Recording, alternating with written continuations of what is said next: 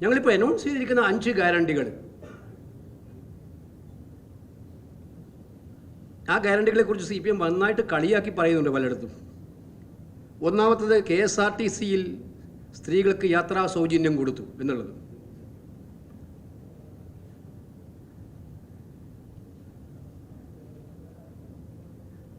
കേരളത്തിലെ സ്ത്രീകളുടെ അവസ്ഥ 10 കൊല്ലം ഭരിച്ച പിണറായി വിജയൻ നന്നായിട്ട് അറിയുമെന്ന് എനിക്കറിയില്ല. എനിക്കറിയാം, ഞാൻ വരുന്നത് ആലപ്പുഴയിലെ പാർലമെൻറ്റ് അംഗമെന്ന നിലയിലാണ്. അവിടെ പട്ടണക്കാടും വയലാറിലുമുള്ള കയർ തൊഴിലാളികളായിട്ടുള്ള സഹോദരിമാർ അവരുടെ അടുത്തോട്ടൊന്ന് പോയാൽ അവരുടെ സങ്കടം കേട്ടാൽ മനസ്സിലാവും ഒരു ദിവസത്തെ ചെലവിന് അവരനുഭവിക്കുന്ന ബുദ്ധിമുട്ടുകൾ. എത്ര കൂലിയാണ് അവർക്ക് കിട്ടുന്നത്, ആ കൂലി പോലും എത്ര ദിവസമാണ് ഉറപ്പാകുന്നത്. അത് കൊല്ലത്തെ കശുവണ്ടി തൊഴിലാളികൾ എടുത്തു പോയാൽ, സഹോദരിമാരാണ് ഇത് രണ്ടും, കയർ തൊഴിലാളികളും ഭൂരിപക്ഷം സ്ത്രീകൾ തന്നെയാണ്, കശുവണ്ടി തൊഴിലാളികളും ഭൂരിപക്ഷം സ്ത്രീകൾ തന്നെയാണ്.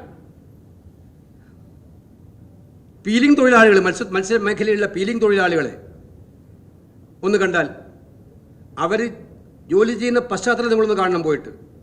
എങ്ങനെയാണ് പീലിംഗ് തൊഴിലാളി ജോലി ചെയ്യുന്നത്?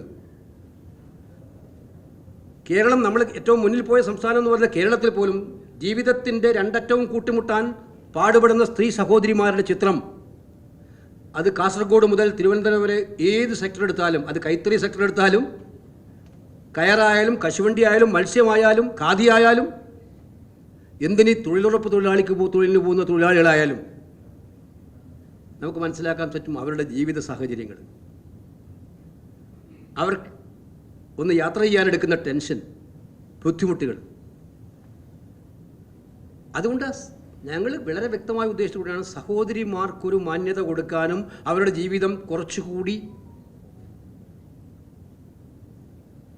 പ്രയാസരഹിതമാക്കാനും വേണ്ടിയിട്ടുള്ള ഏറ്റവും നിർണായകമായ ഒരു ഗെയിം ചേഞ്ചിങ് തീരുമാനമായിട്ട് തന്നെയാണ് വളരെ ആലോചിച്ച് KSRTCയിൽ സ്ത്രീകൾക്ക് സൗജന്യ യാത്ര വേണം എന്ന് UDF തീരുമാനിച്ചത്. ഇത് ഞങ്ങൾ ഇവിടെ മാത്രമല്ല, കർണാടകത്തിൽ കോൺഗ്രസ് നടപ്പിലാക്കിയ വാഗ്ദാനമാണ്, തെലങ്കാനയിൽ കോൺഗ്രസ് നടപ്പിലാക്കിയ വാഗ്ദാനമാണ്. ചോദ്യം, KSRTC നഷ്ടത്തിലോടുന്ന KSRTCയെ വീണ്ടും നഷ്ടത്തിലാക്കാനാണോ ഇത്?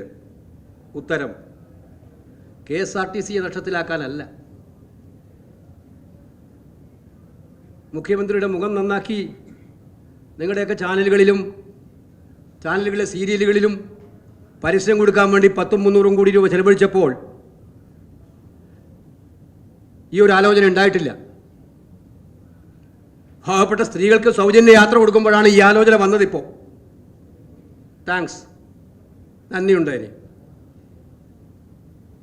കേരള ചരിത്രത്തിൽ ഇതുപോലെ സർക്കാർ ഖജനാവിൽ നിന്നും പണം മുടക്കിയിട്ട് സ്വന്തം മുഖം മിനുക്കിയ ഒരു മുഖ്യമന്ത്രി വേറെ ഉണ്ടാവില്ല.